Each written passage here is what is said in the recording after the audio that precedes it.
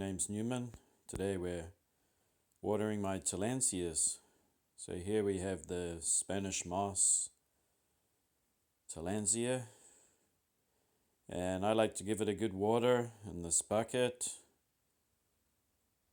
like I'm doing right here. Spray it nice and evenly, and I'm using fish tank water. Oh, okay, that's the fan. The fan I have blowing every day for a few hours, up to 6 hours a day the fan runs. Okay, I'm going to hang up this Tillandsia now. Let it dry off a little bit before I hang it back in its position that's close to a south-facing window, so it gets plenty of light and aeration. So I use fish tank water. So what I mean by that is I don't get it out of a fish tank. I use the dechlorinator because I don't want chlorine in my water. Alright, so here we are. This is the living room. And I'm going to take down these Tillandsias. These ones require a bit more water than the usual ones because they're greener. That means they grow in jungles. And you can see they have sphagnum moss. Forgot my water bottle. Got to take that with me. Okay, so I'll give this one a good spray too. In a bucket. Here it is here. And yeah, the sphagnum moss is just to keep these Tillandsias moist. Give them some humidity, because I don't want them drying out too much. They're not the semi-desert variety. They do grow in jungles, so they require much more water. And here I just give them a good misting, and I make sure that I soak the sphagnum moss. And all my plants have tags hanging on them because I'm still learning their names. Sometimes I forget. That's why there's so many tags hanging around them. That's a nice wire basket I actually bought at the Dysol store, which is just ideal, I think. I'm looking forward to seeing how much bigger they get. And before I dry it out, I like to tip it upside down, just to make sure that all the water gets out of the crown of the plant, which can cause rot, especially in this kind of cooler temperatures in winter. So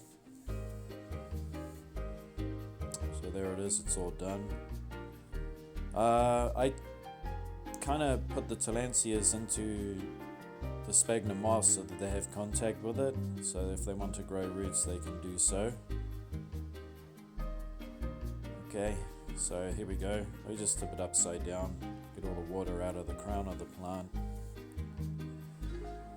And this should be good to go for the next 3 or 4 days. Yeah, that's what's good about the sphagnum moss. Don't have to keep continuously watering them. Just going to sit it on a towel here because I don't want the plants dripping on the floor in the bedroom. And here's the next one. So this is a basket I also got from Dysol, and it has sphagnum moss in it, and the Tillandsias are tied in there with some thin wire to hold them into place. And I like to give the sphagnum moss a good soak, as I'm doing here, and also the plants, making sure that the whole plant gets a good amount of water. I'll spray them until they're dripping with water. That means that I've done enough. And once again, I just tip this upside down to let the excess water out. And yep, they have sphagnum moss because they are the jungle variety of Tillandsias, so they require more humidity. And I just sit it on that rag there. So this is the Spanish moss Tillandsia, and it's just dripping off the excess water in the shade there. Okay, this one, these ones are tied to a wreath, that I got at Daiso. I made sure that I checked up and there's no harmful chemicals that are used in the process of making this wreath. So it shouldn't cause any harm to the Tillandsias. But these ones are, well, that one there that you can see right now, that one is actually a desert growing variety. So it grows on outcrops of rock. And you can see some other familiar Tillandsias there. And when you spray them, the trichomes soak up a lot more water than as opposed to the jungle ones, which have lesser trichomes. So once they get watered, these ones will actually hold on to their water for much longer. And as you can see, there's no sphagnum moss. They don't require it. They just need a good soaking of water. I don't soak mine in a bucket because I'm afraid of, the inevitable happening, which is them rotting. So I think it's better to just give them a good watering more often than to soak them in a bucket of water. And there we go. I give it a good shake upside down to make sure the water's gone out of it, out of the crown. And I'm just going to get a towel. I don't have enough towels here, but I always keep a supply. I always make sure I give my rags a good wash with detergent or washing powder, because I just want to get all the fungus and bacteria out of the rags too, just to be nice and clean, keep a clean environment. Okay, so there they are there, and this one's still dripping. Okay, I bring this one to the sink. This is another display of Tillandsias. This one has had a bit of a hard time. As you can see down the bottom there, I have a collection of Tillandsias hanging off.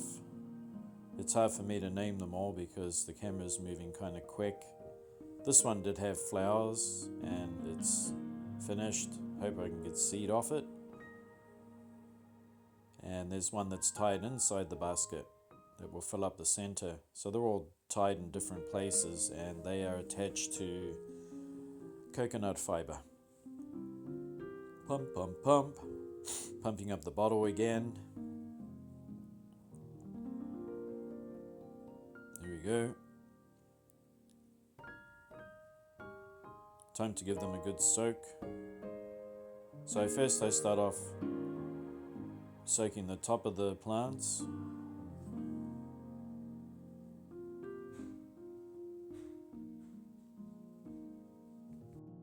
Sorry about that, I got interrupted. Back again. So I give them a good spray above, as I'm doing there, making sure that I soak the whole Tillandsia all the way up the leaves, the whole plant. And I have a hook that's attached to the bottom so I can tip it upside down. So I got a hook on each end so that I can do this, and I can soak them from the bottom too. And that enables me to hang up this double basket display so that it can drain out well, especially from the crown. So Tillandsias are really fun plants because there's many ways of displaying them, and they are very popular in Japan. A lot of people actually grow them indoors and they have a spare room and it's just set out. It looks like a jungle. Really neat. And yep, you can see that it's dripping off there. So I'm just going to give it a bit, about 10 minutes to drip dry. And the towel is just to catch some drips. Everything's good there. Good job. Yep. And oh yeah, you can see here that this one's been having a struggle because I bought it from the store and it's been in the indoors and it's adjusting to its new home. Hopefully those leaves, as time goes on, it'll adjust to its environment. Hopefully will start growing again. Okay, so here I am. I'm back in the bedroom. I'm gonna bring all the plants back now that they've drip dried. It's a nice sunny weather today, 14 degrees, which is about 40 Fahrenheit or about 45 Fahrenheit. It's quite warm outside and inside. It's a beautiful 22 degrees, which is about 52 Fahrenheit or 55 Fahrenheit. We get plenty of sunshine during the winter in Japan and very low humidity, so it's the dry season. Not so much rain at all, quite dry. And here's the next one. I hang up back into its position, and I like to, when I water, I take down every single plant. I don't water anything while it's still hanging up. I take down everything, and the reason why I do that is I need to inspect it to make sure that it's growing, it has growth. Growth is a good indication that your plant's healthy. I check for dead leaves. If I have dead leaves or problems like that, I need to take down my plants to make sure of those things. And here we are, hang up the next one. Back into its position. I think that one will be the wreath. And the wreath is further, it's much closer to the window, so it gets much more direct sun. The sun is quite ambient, so it's not really harsh. Yeah, you can see the wreath there, and you can see how much sunshine it's getting in the winter, which it really likes. And the towels are just there to catch the odd drip. And this is the Tillandsias that I have in my basket, and another basket there.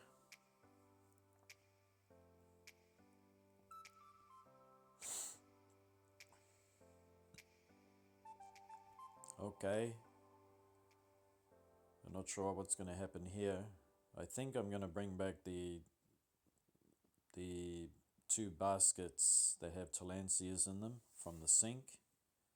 I think that's what I'm going to put back next, and it gets a good amount of ample direct sunlight, but not too harsh. It's set back a little bit back from the window, so it still gets plenty of sunlight. And that's where they hang, and they go back there. The next time I will be watering will be in the next 3 days. And once again, hello. Once again, I just like to use a misting sprayer. And one more thing is when plants are lacking in magnesium and iron, is it iron and magnesium? Magnesium and what is it? Calcium. I like to use a small teaspoon in the water of magnesium dolomite lime. Yep, to give some calcium to the plants if they're lacking it. Anyway, thanks for watching, and I hope you enjoyed.